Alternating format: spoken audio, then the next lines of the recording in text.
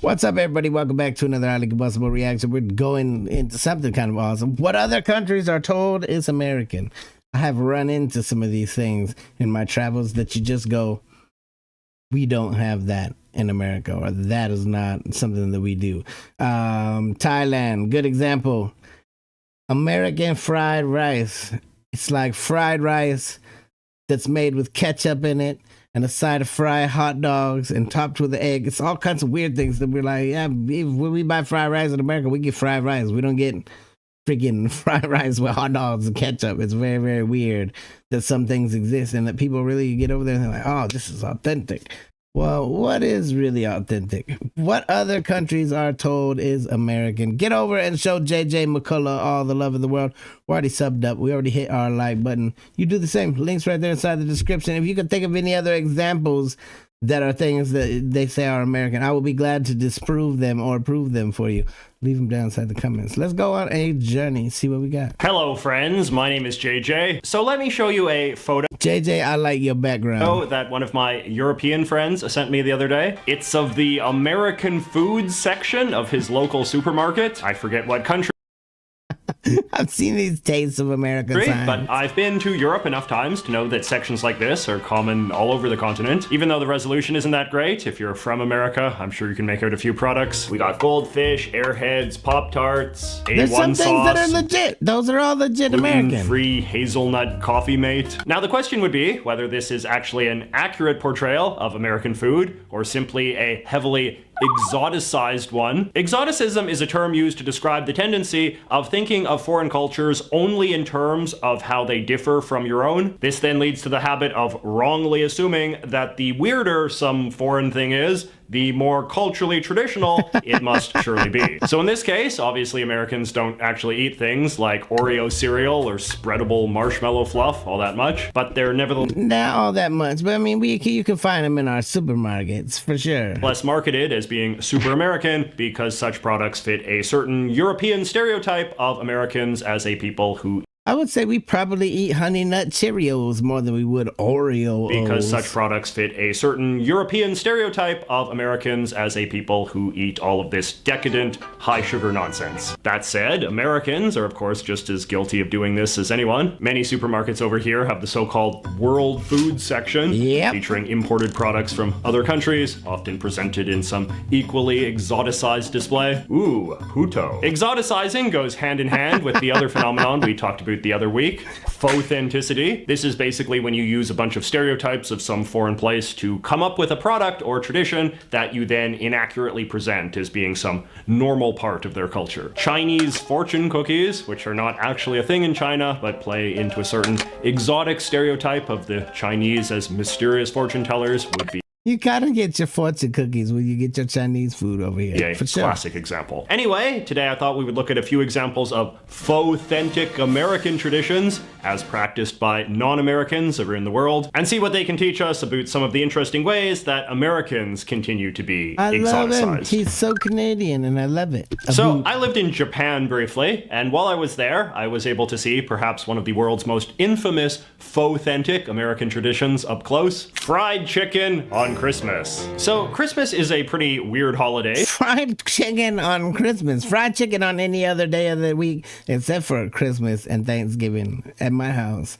No, we're gonna have a turkey, and on Christmas you might even get a turkey and a ham. For the Japanese to be celebrating in the first place, given it is not remotely a Christian country. But they do, and in a mostly superficial way that focuses on things like decorations and foods above even things like family or presents. And a lot of this superficiality, in turn, is heavily filtered through assumptions of what Americans do. And apparently the Japanese have been convinced that eating fried chicken, especially it even looks bizarre. KFC fried chicken, is the KFC, how did you manage to do this? How did you manage to make everybody over there believe that we eat KFC on Christmas? A traditional American thing.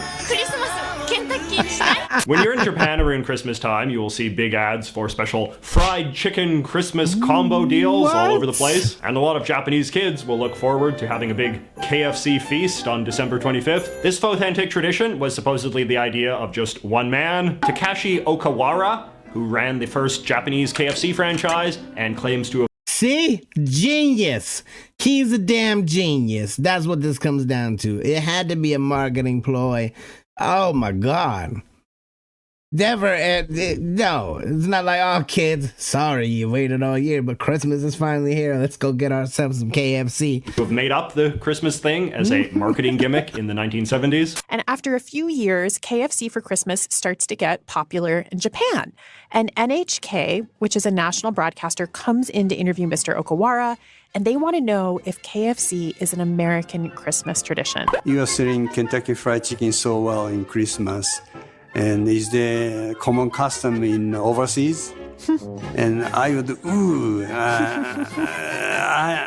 I know that there people are not eating chicken, they're eating turkey. Hey, he knows it, but still he's a genius. But I said, yes. At least he's honest about it. Hey, everyone just bought into it. No. I still regret that. I found a lot of Japanese people were quite shocked when I told them that no one in America actually eats fried chicken on Christmas, and that if anything, eating fast food on Christmas would be considered a fairly trashy thing in American culture. But then It is a very trashy thing unless you burn the turkey or you drop the turkey. If the turkey becomes inedible or the ham becomes inedible, then you might find me at a Denny's, sitting down to have a Denny's dinner. Fast food on Christmas would be considered a fairly trashy thing in American culture. But then again, I'm sure that a lot of Americans would also be shocked to learn that Japanese people do not eat sushi with rice on the outside. Speaking of fast food, another wild, faux-authentic American thing I have experienced firsthand on my travels is the Dutch practice of eating what they call American-style sauce on their French fries. You can What's that? Thousand Island dressing? Fried sauce? buy it at places like McDonald's or in big bottles at the store. We don't have frite sauce. We don't. You know what we do? We mix things together and make our own sauces. Or you buy some of the sauce that comes with your hamburger and you dip it in there. But we don't. It's not like I'm just going to walk up in the grocery store and buy some frite sauce. That's not going to happen. It's not that bad. I would describe it as basically what you would get if you put mayonnaise and relish together in the blender. An even weirder Dutch food, however, is what they call filet Americain, or American préparé in Belgium, which is a kind of pâté made of raw ground beef. And I'm telling you, I don't even know any Americans that eat pate.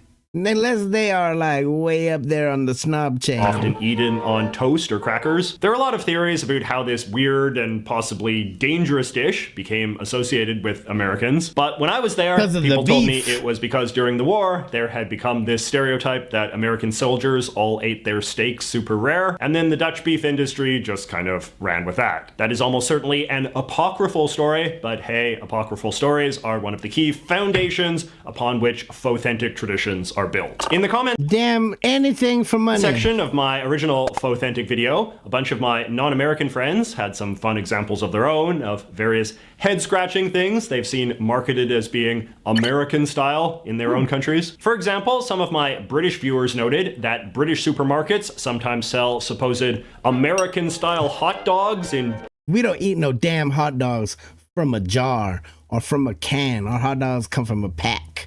You might be able to find that in like the import section or something like that for the Brits that live here, but no, and hell no, you ain't serving me no hot dog from a jar. It's not gonna British happen. Supermarkets sometimes sell supposed American-style hot dogs in jars of brine. Load up on that big stateside flavor, proclaims this ad. But if hot dogs in jars of brine are too weird for you, they do also sell them in cans of brine. Yeah, as well. no. Hot dogs are, of course, one of the great exoticized symbols of American cuisine in much of the world, and as a result, slapping hot dogs on something is always a surefire way to market it as being American style. For example, in a lot of places, pizzas with hot dogs on them are presented as being American style pizzas. No. Either sliced up hot dogs, as in That's legitimately not even a topping that you can request over here. this German pizza, or entire wieners, as in this one from South Korea. In Italy, meanwhile, a American pizza is apparently one with bits of hot dog and French fries. In Brazil, they sell Never in my life have I ever had even pizza with a side of French fries. Never would I ever put it on my pizza. Is apparently No. one with bits of hot dog and French fries. Look how this a hot damn mess. is Brazil, what that they is. sell allegedly California-style pizza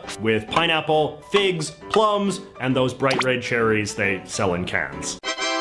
Where do you even come up with this shit? Figs and plums on? We don't ever even eat figs and plums. Though nothing can top this story from my friend Daniel. My friend was doing graduate work in Poland and went out to eat and saw American pizza on the menu. When she ordered it, it came out as a plain cheese pizza, and the guy brought a can of creamed corn and poured it directly onto the pizza right there at the table. Many Americans who had lived or traveled abroad were equally keen to regale me with horror stories about what other countries what seem that to was, think a a horror traditional story. American-style breakfast entails. Among other things, they described being served breakfasts that included stuff like baked beans, garlic bread, potato salad, and We don't do none of that. There is no baked beans with breakfast over here.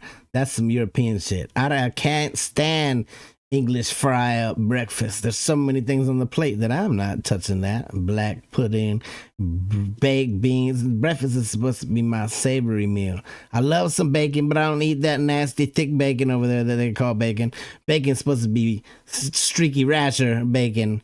of course, hot I know dogs. potato One guy salad even complained or about hot being dogs. served green orange juice in China. Talking of Asia, many of my Asian friends told me about a dish that is apparently common in many Asian countries, known as American fried rice. This Yep. evidently consists of rice cooked with ketchup, corn, and raisins, Yep. accompanied by a side of various stereotypical American delicacies dogs. like hot dogs, slices of bologna, fried eggs, and chicken nuggets, plus more ketchup. But my favorite story of a faux-authentic I'm so glad he mentioned the American fried rice because that's not a thing.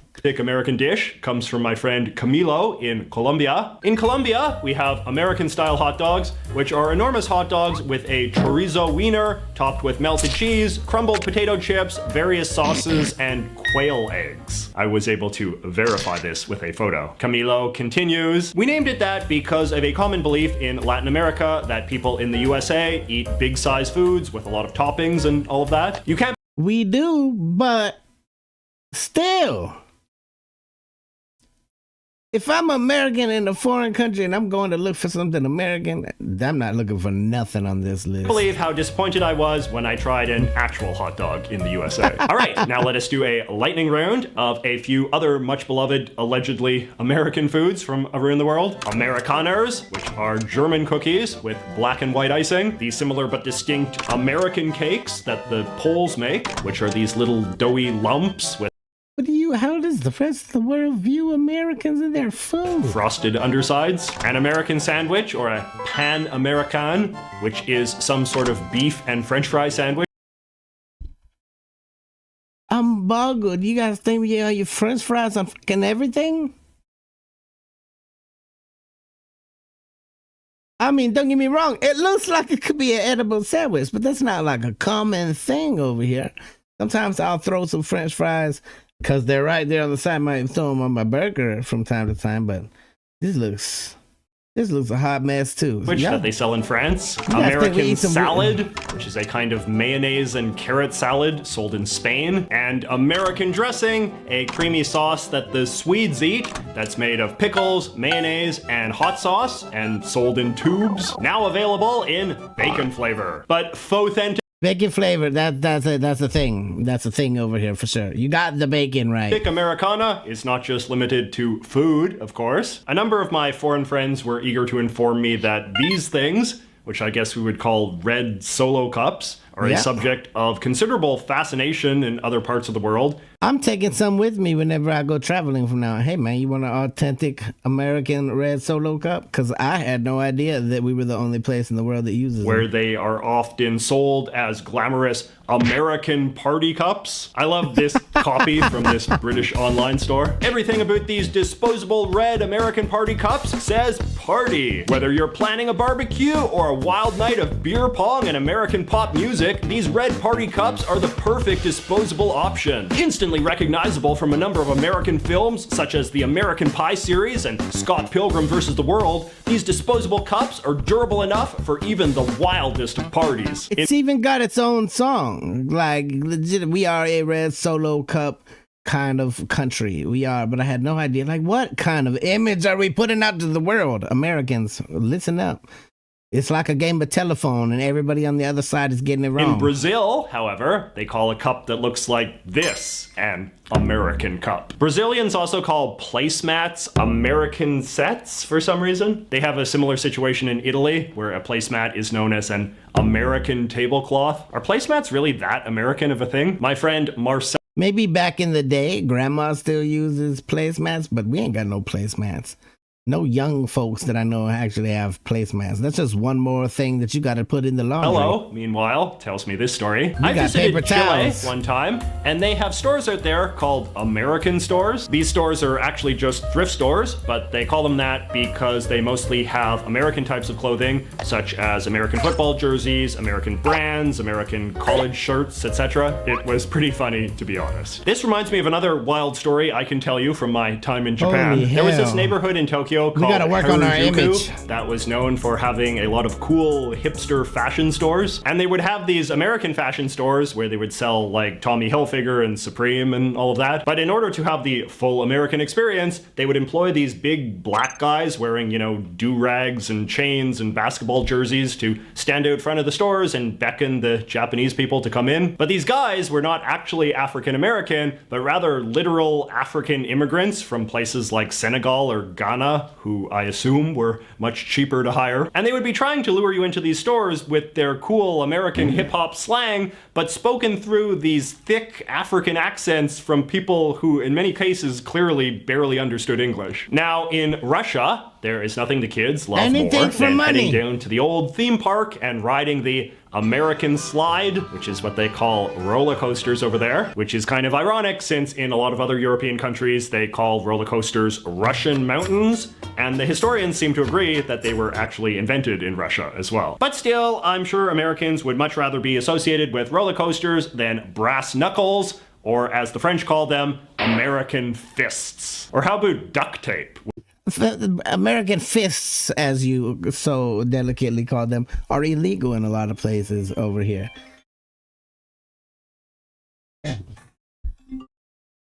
Spammers. Shut up, spammer. Yeah, we don't just walk around carrying brass knuckles. Things like knives and guns, yeah, we're known for that. But brass knuckles, that'll get you in trouble in a lot of places, especially here in California. It's not like a common thing to just walk around. Or with as the brass French call them, knuckles, or a American blackjack, fists. or how about duct tape, which is called American tape in Spain. All right, now let us close with a really good summary of what is perhaps one of the best examples of a faux-authentic American phenomenon that wound up going mainstream in America itself. My friend Christopher writes, I think one example of something that is a product of a foreign country's idea of American culture that America kind of reappropriated for itself is the spaghetti western film genre. As the name suggests, the genre originated in Italy as Italian filmmakers made movies based on a largely mythical understanding of the American West. American filmmakers yeah, it's definitely truth, because a lot of our wild west kind of movies were definitely based on some mythical then began things to too. import the style in their own films about the American West, and it proved very popular among American filmgoers, even if its representation of the Wild West is only very loosely based on the truth. A very recent film that utilizes a lot of these spaghetti western tropes is the Quentin Tarantino Which is a phenomenal movie, I have film to say. Django Unchained. The term spaghetti western is itself also quite interesting because, as we discussed in the previous video, spaghetti has become one of the most Americanized Italian foods in the US. So there is something wonderfully poetic and circular about using the name of an Americanized Italian food to describe Italianized American history. So I hope you enjoyed these That's two deep weird. dives That into is the weird. exciting world of faux-authentic culture. If you have any ideas of how I could stretch out this premise any further, please let me know in the comments. Don't forget to check out the first video if you haven't already, and I will see you next week. Hey, definitely nothing American about any of that stuff. Just not even items that I would buy in a store if I was abroad, thinking, oh man, I want something from back home. It ain't gonna be none of that stuff. None of it. I think it's hilarious the lengths that companies will go through just to market something, even if it's just like a bull-faced lie.